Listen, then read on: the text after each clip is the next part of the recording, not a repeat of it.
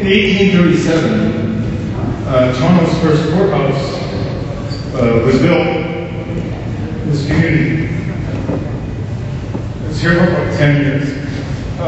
By the 1930s, the House of Industry, as it was called, was offering 25,000 families outdoor relief.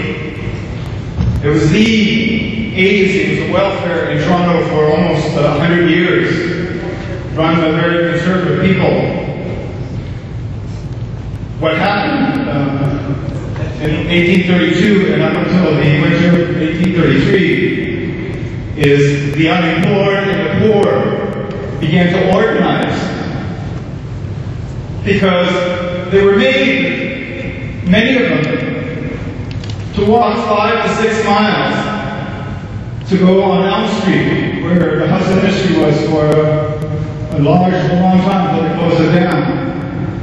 And they complained to the House of Industry and said, "Why are you making us walk 5 to 6 miles to get our supplies? We are demeaned by walking down the street with these sacks of food and people see us. We want work and you make us do this." So what they did is they fought. They fought for a voucher system, and in the end they won. In the spring of 1933, they won what they call a voucher system, and they were able to get a voucher system and get groceries in their own communities, and they'd have to trek 5 to 6 miles to get their food. So why would I talk about something that happened in 1933 about poor and unemployed people having to march that far to get their food? Have we learned anything since 1933? It seems that my employer, Mary McGowan, and the EED of Street Health do not understand that forcing a large sector of the population to walk, I think we measured as 5 miles. They want to move me to Scarborough. That was what they wanted to do. That they don't see a problem with that. And when I was first informed on October 14th, that's what was happening. And I said, well, wait, let's talk about this. This doesn't make sense. I work 30 hours at Street Health. I have clinics for 7 hours. I see people every day. How will they see me? Laura Cowan refused to talk to me. I asked her, I wrote to her, she refused. My employer talked to me, but refused to discuss this decision. So I was given an ultimatum. Either you come on December 7th to Scarborough, or you'll be fired. So what I did, what they did on the last Friday is they took all my stuff. They took my files, they took all the mail that I had for people, and they took my computer, and they moved it to Scarborough. On Monday morning, where I've been with a whole bunch of guys for the last 3 days, I set up my table and my chair in front of Street Health, and that's where I've been for the last 3 days. And I have to admit, if you're going to get fired, because I knew this might be coming, it's one of the best ways to get fired. The support that I got from the people that were out there on the streets was unbelievable in terms of how they talked about this. Everyone understood. Michelle, Brian, Al, everyone understood. Danny, that came by, understood what the problem was. Every worker I talked to understands the problem with this move. So why is it happening? Why is Street Health enablement? Why is Laura Cowan in America? Why are they continuing to insist that I go there? So what happened is today, I was informed by my union that I've been fired. I actually apparently was fired yesterday, but I got news today through a letter. So why will Street Health enablement not, like everyone else, understand the common sense that moving this office all the way like across town will create hardship for people. Why can't they understand that? In order to understand that, we have to understand what's been going on at Street Health for the last 3 years.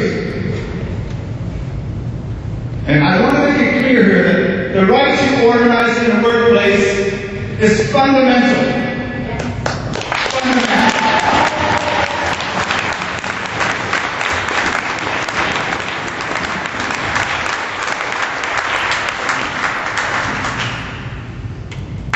For 3 years,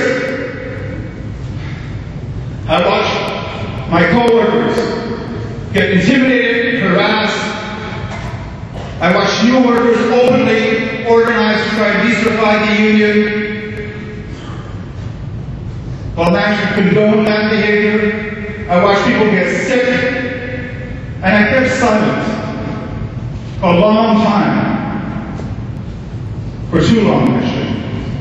Because I think too many good people left, and too many people do that. So what happened on October 9th, and we did this only because, we were only able to do this because the Friends of Street Health came up and did this, and talked about what's going on. So myself and 5 of my co-workers wrote a letter to the Street Health Board, saying, you must understand that something is going on here, it's very serious, and this is why we're writing it. And that was significant because people might not know, but Lower Callan and Street Health are partners with the PAY project, the project I work with. And we're directly connected to Street Health. I am, not just by physically by being there for the last 10 years, but also through a project. So we wrote that letter. That letter, which is not meant for my employer, made its way immediately to my employer. Within a few days, I was told I had to move. I had to go. No discussion. And that's what's happening. And it's been an odd situation. It's been an odd situation in terms of working in an agency that I've known for longer than for over 20 years. I've known Street Health and worked with the issue. I've been there 10 years. And it's a weird situation to be in an agency for the last 6 weeks where you can't even discuss the fact that I'm leaving. And I wish, Brother Lennox, I wish I would have talked to you about this, that we could have talked about this before before all this shit is going on. But but for some reason, we're not allowed to talk about what's going on in that agency.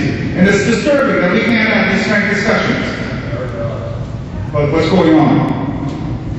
And it's disturbing for me to know that some workers have been asked by Laura Callan to cover my clinics, to go to those clinics, to give service to the clients. I have nothing against people getting service to the clients, but when my own co-workers in the pay program are not told about it, when my own co-workers are not asked about it, when my own workers are not, my co-workers are not told what is happening to the mail, what is happening to those clinics, I'm very, very disturbed by that. That Laura is having this discussion with some of the staff there, but we can't even get that information. I'm very disturbed by that. We should all be disturbed by that. So I'm going to end there. I really, I'm going to end by really thanking, by the way, the many homeless men and women that came by today. Yesterday, over 140 people signed a petition. 140 people that came by. Nancy from the Ontario was bringing me coffee and toast to the table. The postman was shaking my hand outside, the one who's willing to deliver mail for 21 years. This is a community fight. This is a fight in a very small community. And it's very local. And we know each other, and we talk to each other. And we must continue that. And the best thing that we ever did was to talk about what's happening inside Street Health outside. This is a long time coming, this public meeting. Thank you.